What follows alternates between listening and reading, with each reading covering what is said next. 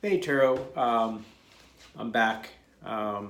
This is a quick video for all three of my subscribers. Like I said, I'm new to YouTube. First video, 79 views.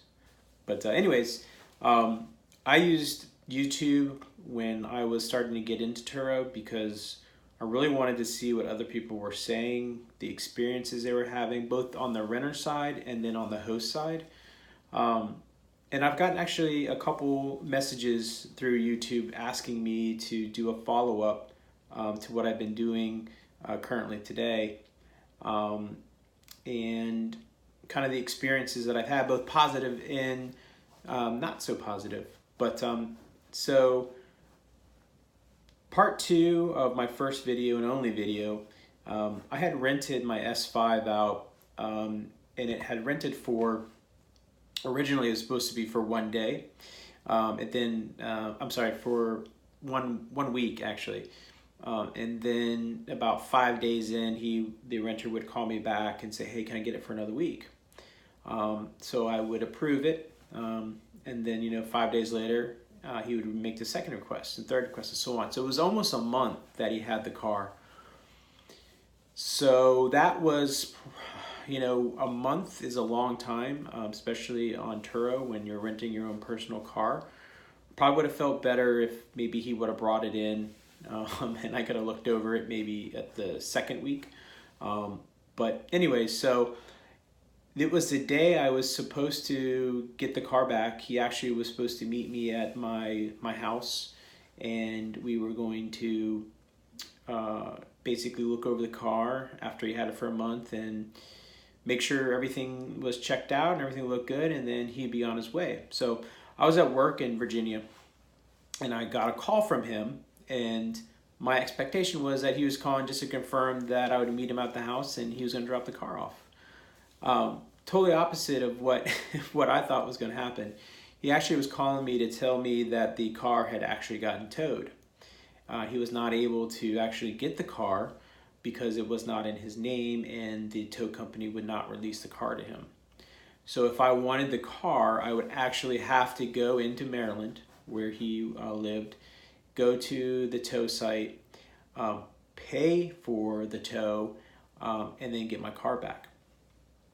So I rushed out of work, got an Uber, went all the way into Maryland, and I was just about at the location for the tow, and it finally dawned on me that I didn't even have a key. So luckily, after I texted him, he texted me right back and said, "Hey, I have the key, stop by." So I had to turn around, travel back about 5 miles, pick up the key when I was there. So I picked up the key, went back to the tow place, and actually had to wait about 20 minutes because the tow company, they weren't in the office. I think they were at lunch, or they had a late lunch. I tried to go through the gate to take a look at my car, couldn't see it. Waited about 25 minutes or so, and finally someone came, and I showed them my ID and proof that I owned the car, made the payment, and they let me take the car. So I was actually in a gated, I would say junkyard, more so than anything. But I looked through the car just real quick on the outside, and it looked pretty good. But I just did a quick glance, and I got into the car, and right when I opened the door, it was like someone punched me in the face with an odor of smoke and vapor. So cherry vapor and smoke. So that was the first thing I noticed. And so I'm driving out. The gas was very low. Barely had any gas to get to a gas station. So I finally stopped to the gas station, get out of the car, do a full look in the outside, and noticed that there was pretty severe curb rash around the rims. And then, it dawned on me, I was like, maybe I should take a really deeper look at the car. The outside was so dirty. We had just gotten through, a pretty good snowstorm. He had been traveling to New York and Pennsylvania Philadelphia. So the car was covered in, you know, chemicals from, you know, helping de-ice the roads and so forth, and just regular dirt. So the outside was just an absolute mess.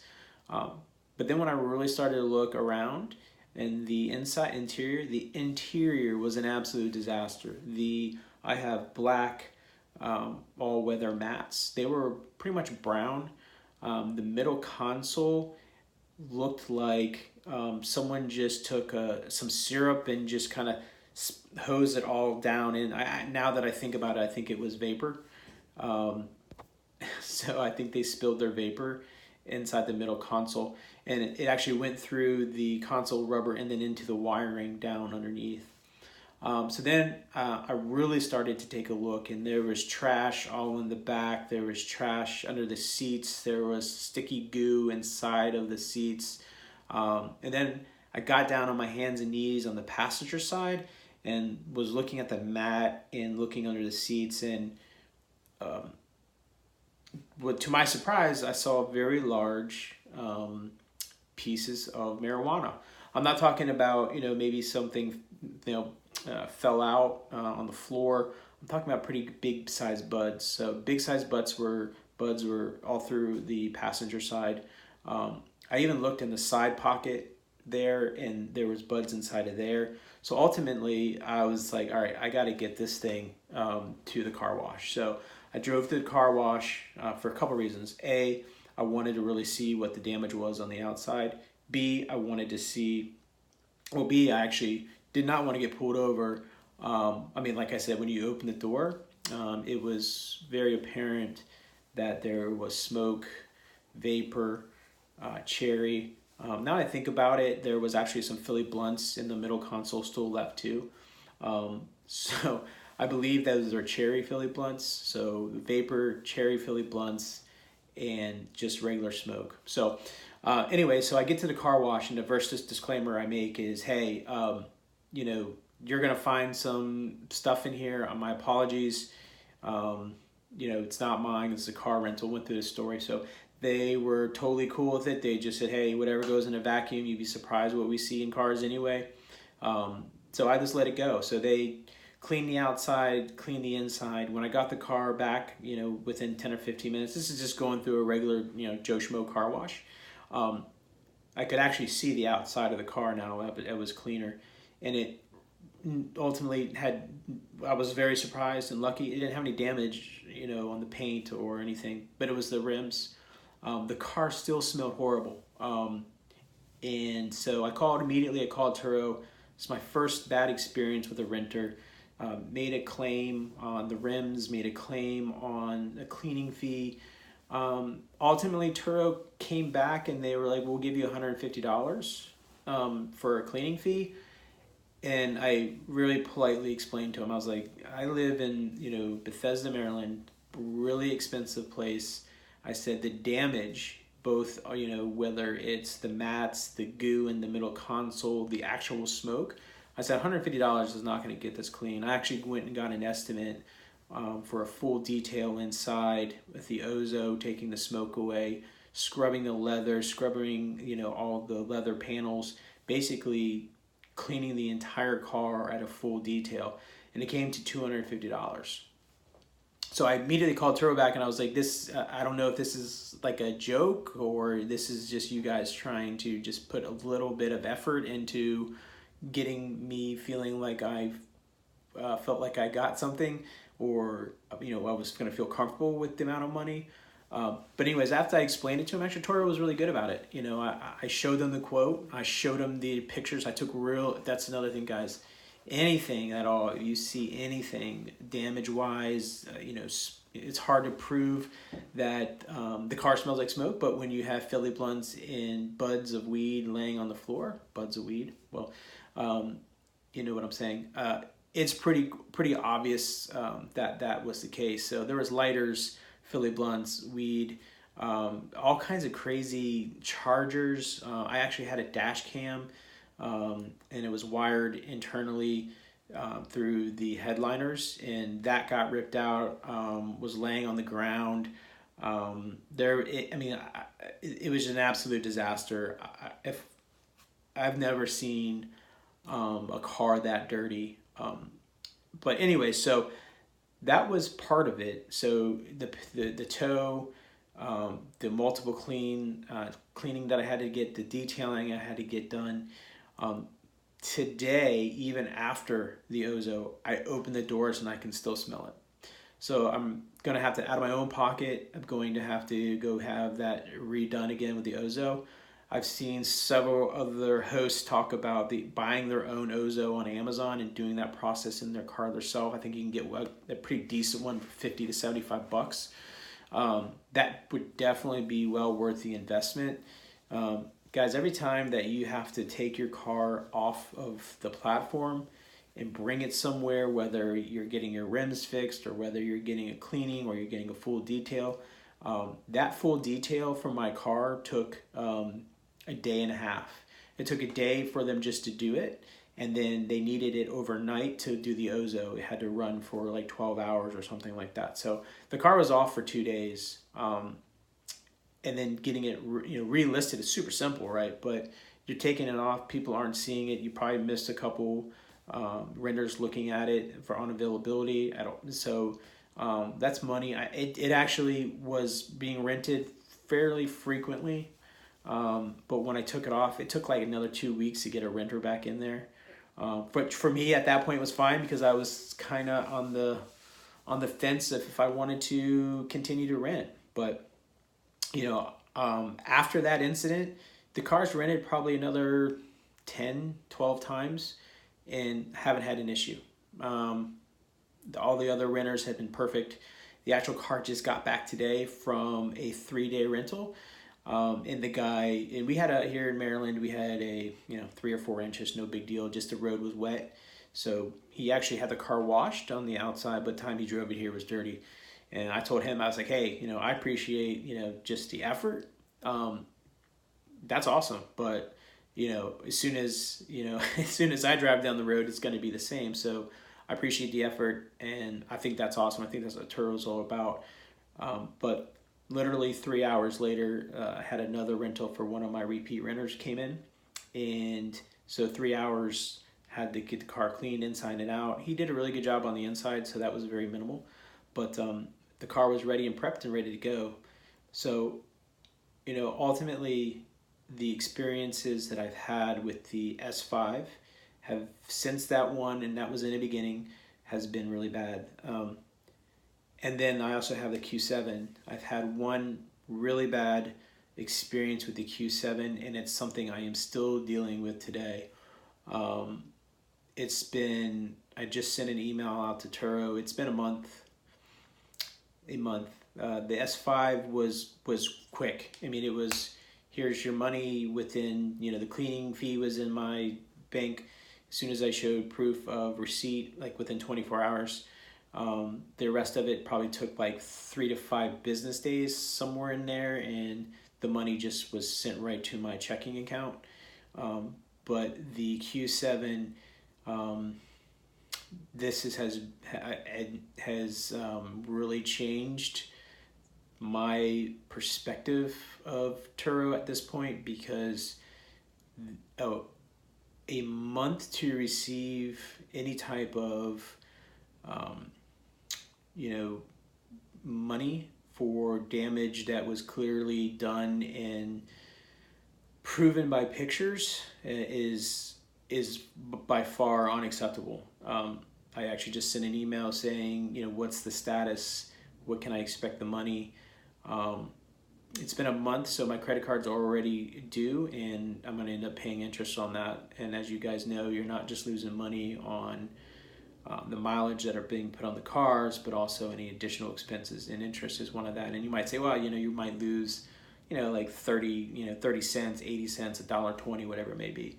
To get my car, the Q7, that was, the rims were badly damaged, and then there was a cleaning fee that needed to be done. And the road rash that was done on the car was so bad it actually not only scuffed obviously the rims, but it also the impact of the curb actually bubbled the tires. And when I say bubbled, I don't mean like, like a little bubble. I mean like a fist. So it was blatantly obvious. So I received the car and I had another rental the next day. So I had to buy 2 new tires. I could not get the rims done in time.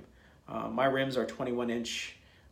These wheels, the tires, you just can't go to Costco or go to your local tire shop and buy them. They actually were in stock in Baltimore, Maryland, which is about an hour from me. And my car shop that works on my car is in Virginia. So it was about an hour and a half that they had to travel there. So a 3-hour round trip to get these tires. So the tires alone were over like $600 just for the tires. And then the rims were another, roundabout another $350. So this is not like, hey, $50 I got to pay interest on. It was over about $800, and I'm paying interest on a credit card because Turo still has not given me the money or approved the money. From last I've heard, it's been approved, but apparently that approval and a check being written takes 2 weeks. I don't know. But one of the questions I got was, should I rent my car on Turo? Well, that is a question for you guys. I know Turo has specific requirements on the age of the car and the mileage of the car. I don't know how strict they are on that because I've been going through Turo and I've seen several cars that are fairly old. Obviously, I don't know what the mileage is on them, but they exceed the mileage requirement. I think it's like a 2007 and above, or 2004 above. I mean, I've seen some really older nice cars, but older cars on there.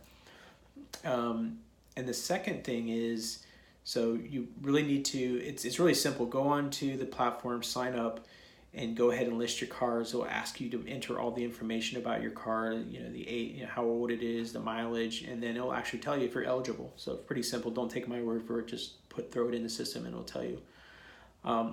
The second piece of that is, and I'm not going to talk about descriptions and getting it, put onto the platform.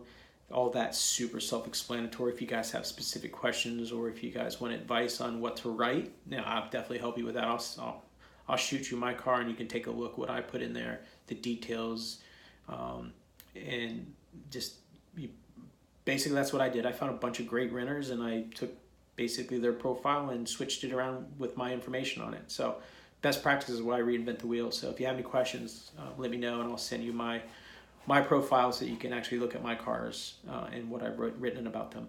But one of the things that you definitely want to do is you want to go over the actual Turo insurance. I'm not going to read, I have it up right now, I'm not going to read it to you guys, but let me give you a great example of not knowing and not reading the fine print.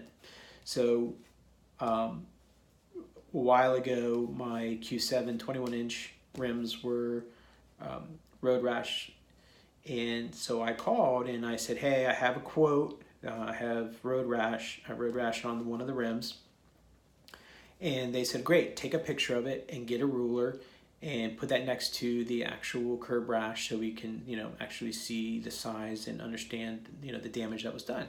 So I said, perfect, great, easy enough. So I got my ruler out, took the pictures, sent the quote. Was just like, great, now what do I do? Wait for the money and get the work done and then quickly as possible get it back onto the platform. So I actually got denied. I got claim denied. And so I was like, okay, maybe I didn't upload the pictures. Maybe the curb rash was there prior. I don't know. So I looked at the before and after pictures. That's another important thing, guys. I can do a video and talk to you guys about properly putting pictures on there. The more the better, quality, but more the better. So I called the claims department and I actually got someone on the phone, which is very rare for claims anyways. But so I asked why it was denied, and they said, well, with your Turo standard, anything smaller than 4 inches is not covered. So the curb rash was smaller than 4 inches, so it was not covered. When I say smaller than 4 inches, I'm like, I missed it by like literally that much. But apparently it is written in there that under Turo standard, it has to be larger than 4 inches. That's any damage to your rims, scratches on your car, your fender, your glass, your leather, anything that is, if you're on Turo standard, anything less than 4 inches is not covered. You need Turo Premium. And I wouldn't even take my word for that. This is a conversation I've had with one of the claims people. I still today have not gone on to the website and read the fine print. I'm still on Turo standard, and now the expectation is if it's under 4 inches, I don't even bother. Write it off as a loss. So if you are putting these cars, I had one guy reach out to me saying that he had some old, really sporty cars that he was thinking about putting on there. Put them on there, but know that not if, or not when, but if, or is it, I'm gonna have to edit this one, but it's gonna happen. You can go 20 rides and you would have, no damage, the best renters ever, but it takes one person, and then you're gonna find yourself in a difficult place to be. It's a process to get through, and not all the time does the host come out on top. So that's why I said earlier, make sure you take the proper pictures, and I can go through how I take my pictures. You're probably saying, well, if your claim is still stuck for a month, maybe you don't take the correct pictures, which is a good point. But imagine if I didn't do the pictures that I did do, that claim probably would have been denied. What I do know is the reason it's taking so long is the actual renter is denying any damage or any liability, saying that that car was already like that when she received it. Now, she also said that about the cleaning fee, because originally the cleaning fee went to her first, and she denied that any of that had ever been done to the vehicle inside. Just denied it, said flat out I was a liar. And like I said, the only reason that I was able to get that cleaning fee was because of the pictures and proof that there was an actual cleaning fee needed. So ultimately she denied it, but then ended up actually having to pay it because of the proof of the pictures. No wonder why when we approached her about the actual rim damage and the wheel and the tire damage, she also denied that as well. But anyways, that is just a quick update on the S5 rental that ended up being towed. Ended up being several $100s worth of damage to the rims, several $100s worth of cleaning fees, and so forth. So just to kind of wrap things up, guys, don't take my word for it. Do your own due diligence. Make your own decision. If your car is something that you really, your pride and joy, and you think that you're going to rent this and someone's not going to treat it the same way you would, or baby it the same way you'd, it's not going to happen. I mean, there are good renters out there, but it only takes one person, either to, whether it's internal damage to the leather, or smoking inside the car, or scratches on the outside, or curb rash.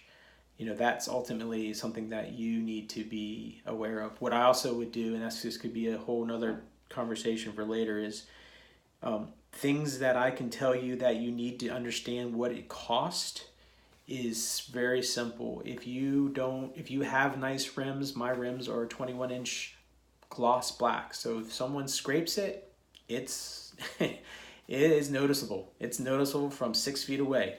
But so get an idea what the cost is. If you have nice rims, get an understanding. If you have sports tires, if you have large tires, understand what that costs to replace.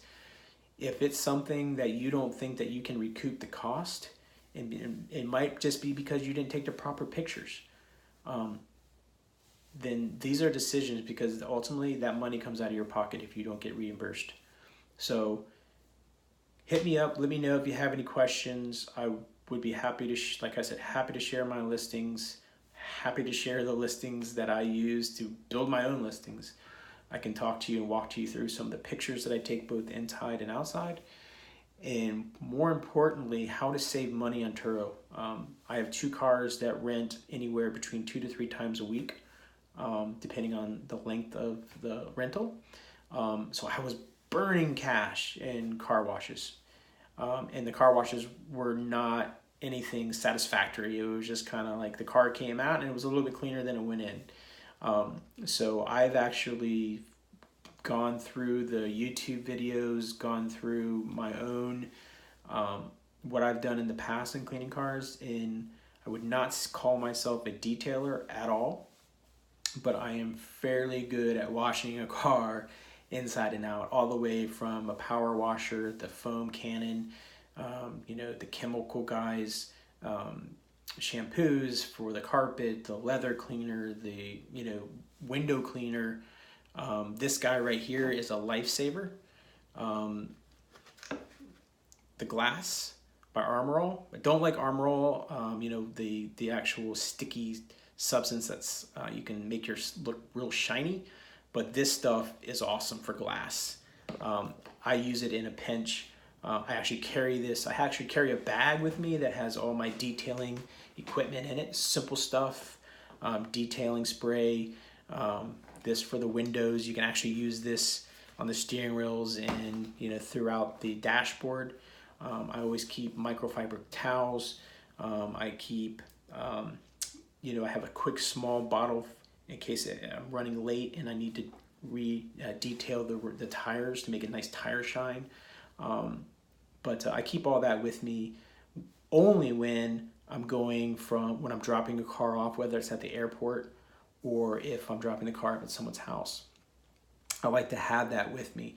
Even when I drive, 5 to 10 miles to drop the car off, when I get out of the car from me personally washing it, there might have been some, liquid or water inside the mirror caps that then has sprayed down the side. You guys know about that, right? Huge pain in the butt. You get out of the car, you think your car's clean, and you have water specks all the way down your car. So that's why I carry the detailing spray. And then the windows as well. So anyways, I try to keep everything as clean as possible because I think that makes a huge difference and is a differentiator between the rentals. But anyways, why I was doing this video, I actually received, and that's why I was kind of distracted, making absolutely no sense because I was trying to read the texts that were coming through. But actually my car just rented, both of them just rented. It looks like for what I saw was the Easter weekend. So next Friday, which is awesome. But anyways, hey guys, thanks for watching my video. Thanks for those 3 subscribers, and thank you for the questions. Feel free to reach me up, and if you guys liked the video, please give me a thumbs up, and feel free to send me any questions. Thanks, YouTube. Have a great Thursday, and I'll catch you later.